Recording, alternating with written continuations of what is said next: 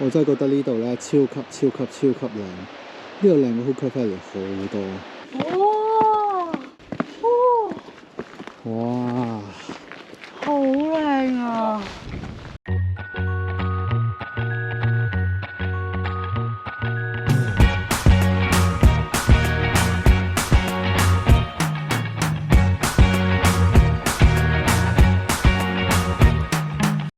話咁快咧，我哋喺 Christchurch 已經住咗2個禮拜啦。咁我哋嘅中西部之旅就即將開始啦。咁我哋會去呢個曼谷、Wanaka 同 Frank Joseph 睇下睇唔睇到冰川啦，然之後兜個圈翻去 Christchurch。好啦，Let's go！繼上次我哋試完港女介紹嘅派之後呢，我哋今次上 Lake Tekapo 途中都試另一間好出名嘅 Bakehouse，就叫做Fairline Bakehouse。我哋入去試下啦，已經見到好多人排隊啦。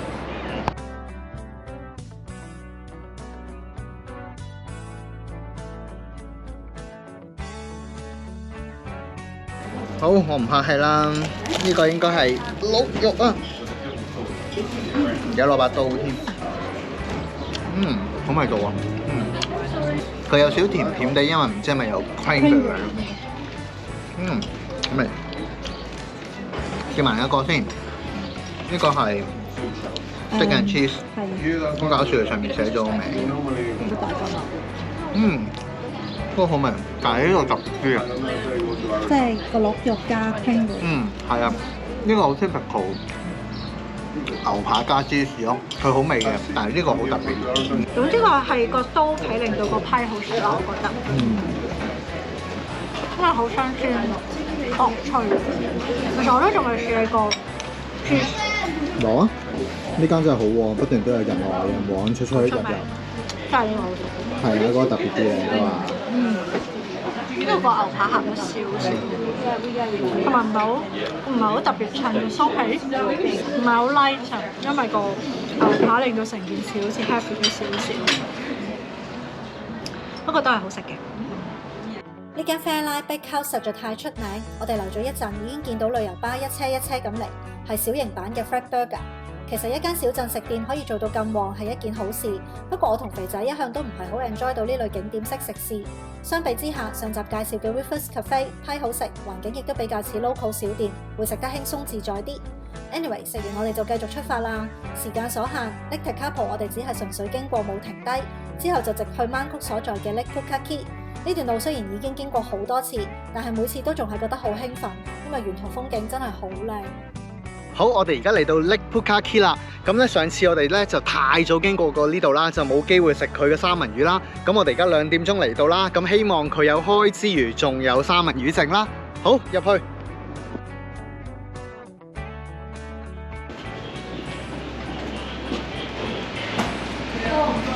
要3點先有 next delivery。真係咧，食三文魚咧係可遇不可求喎。唉，都唔知等唔等好添。佢聽朝開，我哋聽朝嚟試咯。好咯，係咯，聽朝再嚟過。係咯，唯有係咁啦。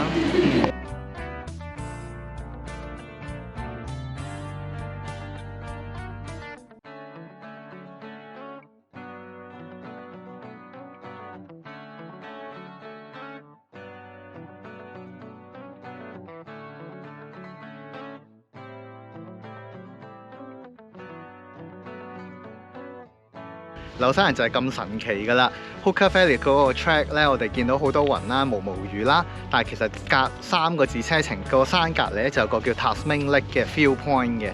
咁其實一來一回都係唔使半個鐘嘅啫，所以我哋而家嗰度落雨就行呢度咯。Let's go！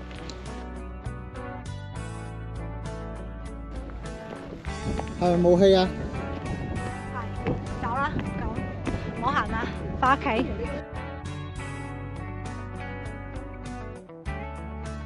啊，真係好靚！差唔多到頂啦，究竟望上去行到上係龍定係鳳咧？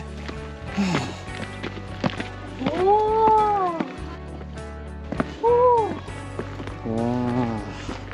好靚啊！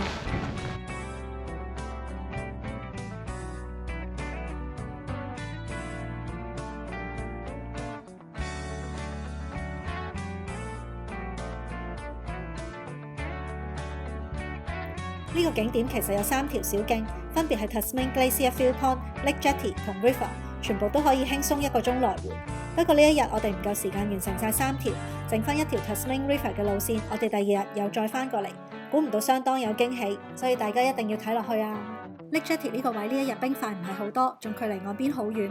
我哋第2日去另一邊岸睇，啲冰多好多，所以呢 part 就短啲，留翻後面再俾多啲大家睇。好啦，我哋終於嚟到我哋 Twice 嘅 Airbnb 啦，其實都係人哋屋企後面嘅一個 Granny， 但係好似 motel 喎。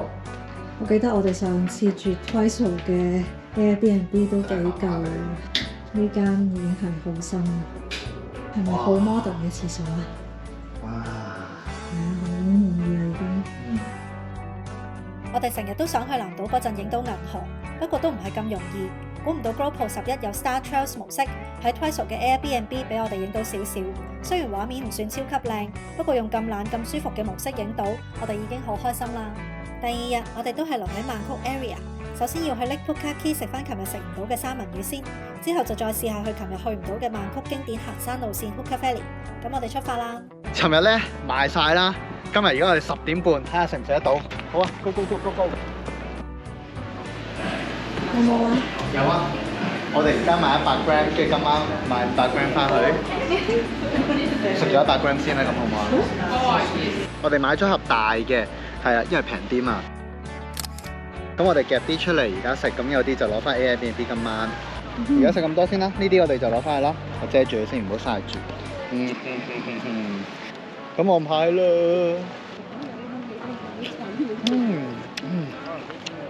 從來冇令我失望過，好味。其實我哋都嚟過 Lake Pukaki 好多次啦，最深刻嘅一次係2019年第一次嚟到見到 Tiffany Blue 色嘅湖水，就算上年經過都見到少少粉藍色，可惜今次嚟湖水嘅顏色冇乜特別，少咗啲吸引力。不過比雪山環繞嘅景色都仲係好靚嘅。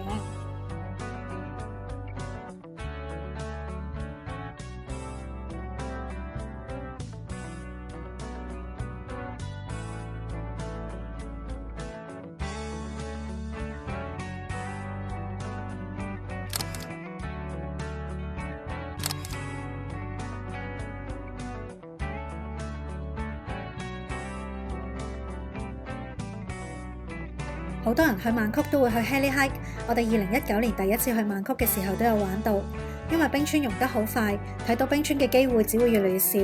10年前大家仲可以徒步由山腳行上冰川，而家只能夠搭直升機先去到。今次再去，我哋都喺度諗，冰川會唔會就喺我哋有生之年完全消失呢？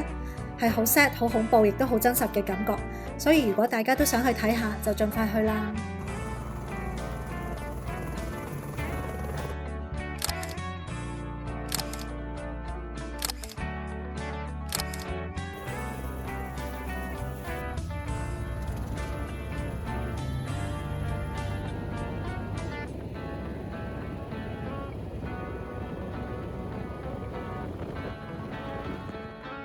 啱啱就係我哋2019年 Heli Hike 嘅少少相同片，翻嚟2023年，今次我哋唔上冰川，但會喺山腳一條 track 嘅位置睇下。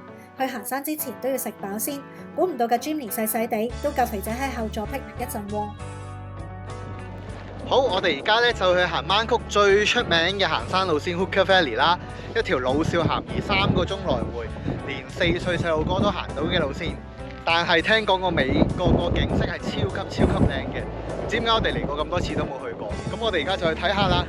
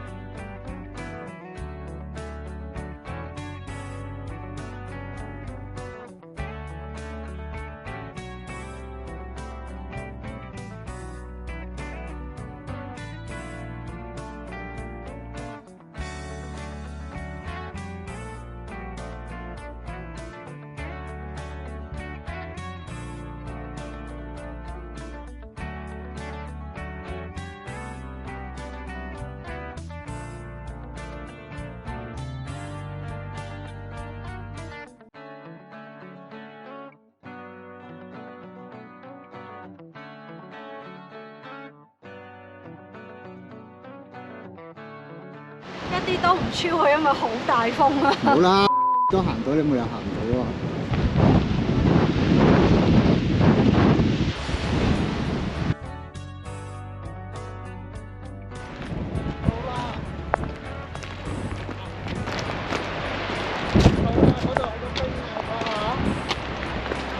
嗰度好多冰啊！啲人行咗落去嗰度有好多冰啊！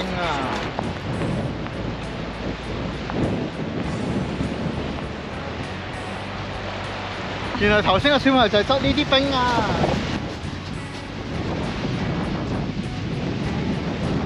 真係唔使我講，你都見到咧，依家出面情況好惡劣㗎。咁基本上有啲雨打喺塊面度咧，好似針咁痛㗎。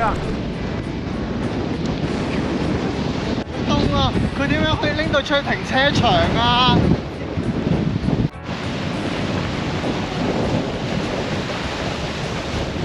過咗最惡劣嘅時候咯，係喎，有個人企咗喺嗰個位喎。都好需要。係頭先咧，我真係連我咁大份啊，都咧吹喐咗啊！真係好誇張啊！啊！咁個身體要向前傾斜啦，或者紮麻咧，先至可以企得穩。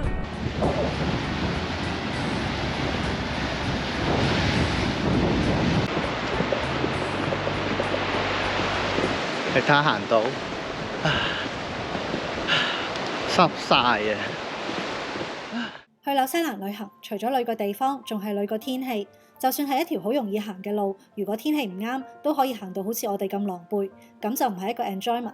不過生命滿希望，我哋唞一唞，再去15分鐘車程以外，之前一日冇完成到嘅 Tasman River Trek， 唔單止天氣好到不得了，仲終於見到我哋最想見到嘅浮冰添。哇，好多冰啊！我哋要落去。哇，你睇下落咗3個人。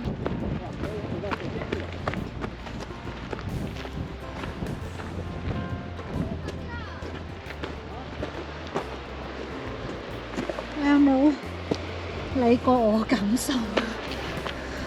多過尋日啲冰好多。尋日我哋喺嗰個哦，真係 Jetty 喎。咧，係啊，多過尋日啲冰好多，唔知啲冰邊度變出嚟㗎？喺個 glacier 嗰度甩出嚟。哇！點解一晚可以甩咁多冰㗎？我哋尋日嚟咧，其實淨係得呢一個位有冰嘅啫。係啊，我見到啊，我記得。我真係覺得呢度咧超級靚，呢度靚嘅 Huka Valley 好多。你睇咁多攝影師喺度佈住咧，就真係知道。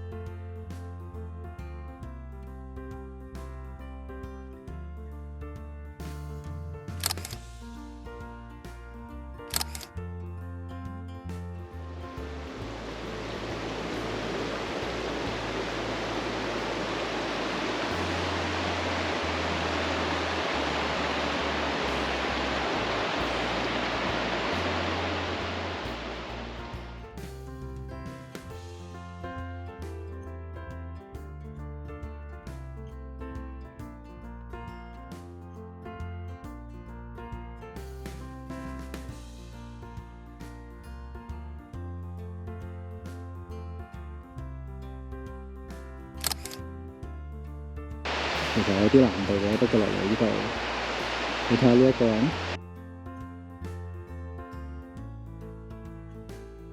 喺曼谷玩咗2日之後，下一站我哋就落 Lake Wanaka， 暫時要離開雪山一陣啦。不過之後都會喺 Franz Josef 見返佢背脊嘅。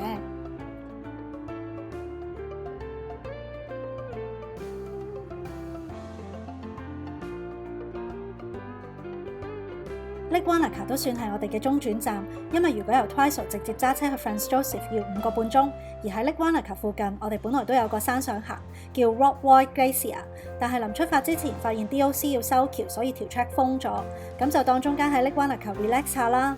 反正我哋每次經過呢個地方都係滾水淥腳，因為 Lake Wanaka 尤其是係夏天都幾難揾車位，住宿又貴，所以我哋上年行完6個鐘嘅 Voice Peak 都冇住 Lake Wanaka， 直接落咗 Queenstown。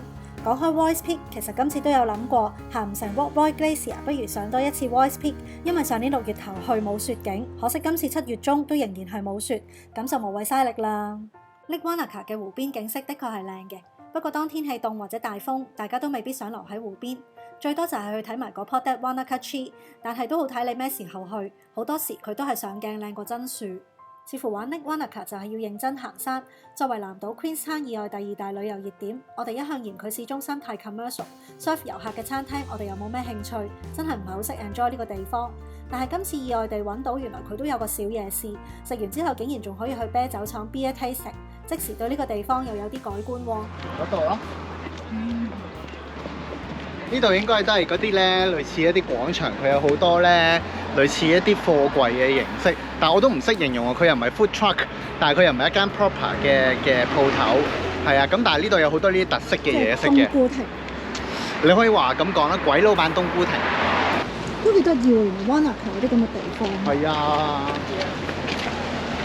我哋揀嗰間咧係最多人排嘅。我就頭先。呢間係食咩㗎？包咯，跟住或者係嗰啲wraps 嗰啲咯。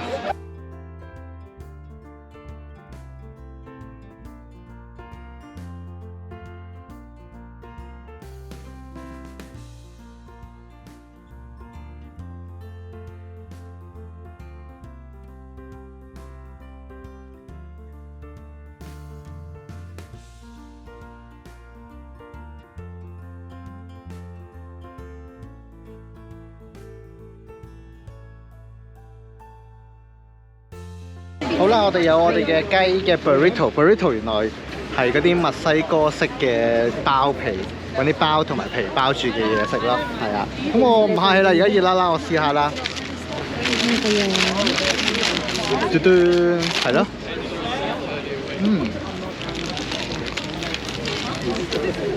佢有嗰個墨西哥嗰啲係咪少少辣椒啊？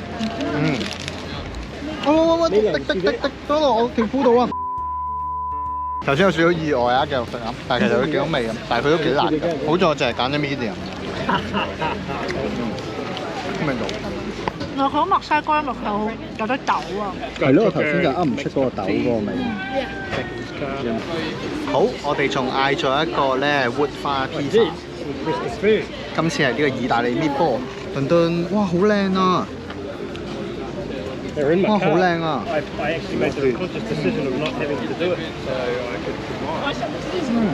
咩做啊？佢 meatball 好香啊！我偷步食佢邊先。佢邊好脆啊，好鬆脆啊！除咗 wood-fired pizza， 呢度仲有東南亞粉麵同炸雞。比起食物，我哋更加中意呢度 casual 嘅氣氛。一路食嘢，坐我哋對面由澳洲過嚟滑雪嘅父子就同我哋吹水吹咗大半個鐘，忽然間好有去咗外國旅行嘅感覺。Lake Wanaka 作為遊客區，果然係有啲唔同嘅。嘢就食完啦，我哋而家去下一站就係啤酒廠度試啤酒。Wanaka 附近都有啲釀啤酒嘅廠嘅，呢度係其中一間，我見其實仲有好多間㗎。Let's go！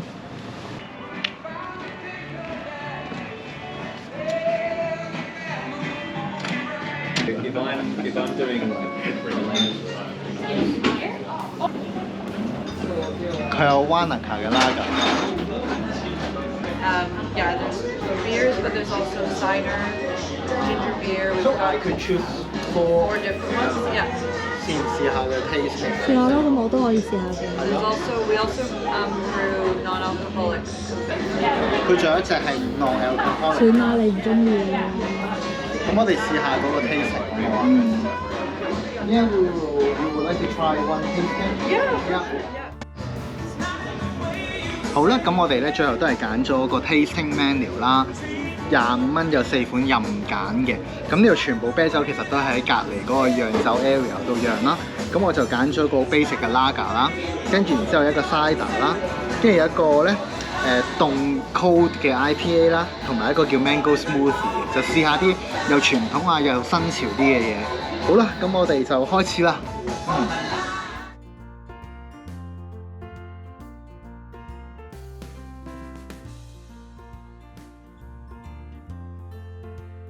咁啤酒口味好見仁見智啦，咁大家中意飲唔中意飲，大家就自己嚟試啦。反而我哋嚟咗灣納卡咁多次咧，都冇諗過除咗頭先食嘢之外咧，原來有得試啤酒。咁仲要佢一樣嘢開到10點，以紐西蘭嚟講呢，一個好夜嘅 standard， 係一個我都覺得食完飯嚟 hea 下吹下水啊，都係一個幾好嘅 option 嚟。呢樣嘢好似甚至 Christchurch 都比較難揾 Auckland 都冇。跟住咧，同埋呢度咧，其實冬天而家咧好多人嚟滑雪啦。佢專登個 screen 咧都有播滑雪嘅嘢啦。跟住頭先我哋食飯又遇到 pair 澳洲嚟嘅父子啦，跟住個小朋友好雀躍喺度講滑雪啦，咁樣係一個好熱鬧嘅滑雪 season 咯。你會見到好多人係嚟滑雪啊、ski 啊，咁然之後一齊食嘢啊，跟住然之後大家講啊，今日滑咗啲咩啊，咁樣其實個氣氛真係好正。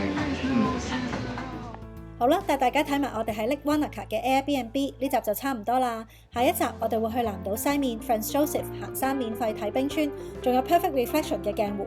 咁而家大家快啲 comment、like、share 同 subscribe 咗先啦。我哋下集見，拜拜。好多鹿啊！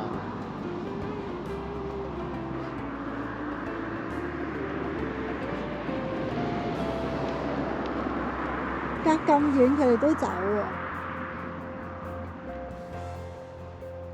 好好笑，全部都望住我哋。